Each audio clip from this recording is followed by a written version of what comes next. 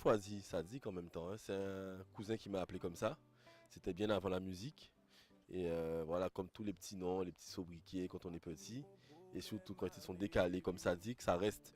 Après, c'est vrai qu'avec la musique, bon, quand j'ai commencé à écrire mes premiers textes en arrivant au lycée, tout ça, j'ai gardé Sadik. Et avec le premier album, c'est devenu Monsieur Sadik pour faire grandir le nom et le faire gagner en créolité. Je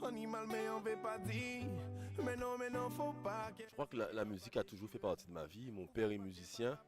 Euh, il a toujours été très engagé aussi au niveau des associations carnavalesques depuis les années 70. Donc il a été précurseur aussi dans l'instrumentalisation du carnaval guadeloupéen.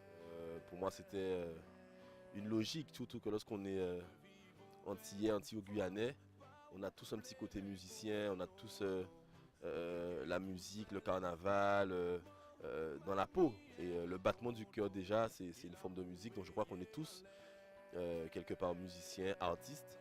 Et il faut juste pouvoir se révéler. Et c'est pas parce qu'on veut faire de la musique qu'il faut abandonner l'école. L'école aussi c'est important. Et ça donne effectivement de bonnes bases pour être un bon musicien demain. Je pense que c'est le temps qui est nécessaire pour laisser apprécier déjà celui qui est juste avant, le laisser germer dans le cœur, dans la tête des gens.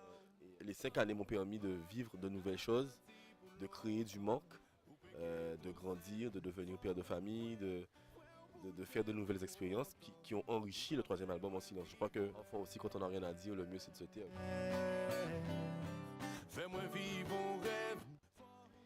C'est un peu ce que représente la pochette de l'album. Après, il y a des morceaux qui sont assez tumultueux quand même sur l'album, mais ça fait partie de la complexité de l'homme, de l'artiste. Mais le titre même, effectivement, évoque ça. Le silence, on n'a plus besoin de trop en faire, on va à l'essentiel. Et même si c'est en silence, mais ça fait du bruit.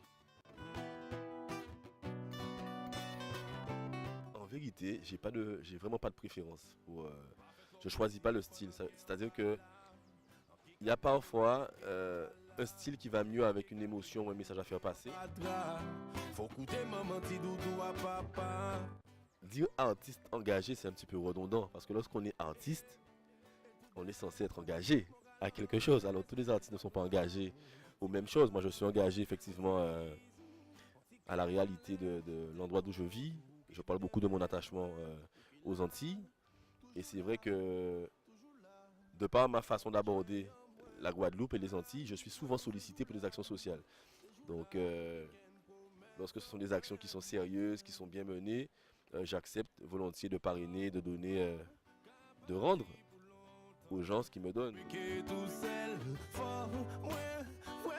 À toutes les fans de Black In, déjà, je vous donne rendez-vous le 20 avril à la Cigale. Voilà, j'ai hâte d'y être et je vous attends nombreuses là-bas. Et puis, n'oubliez jamais que vous faites la fierté de l'homme caribéen, des hommes que nous sommes, et vous êtes des femmes potomitans.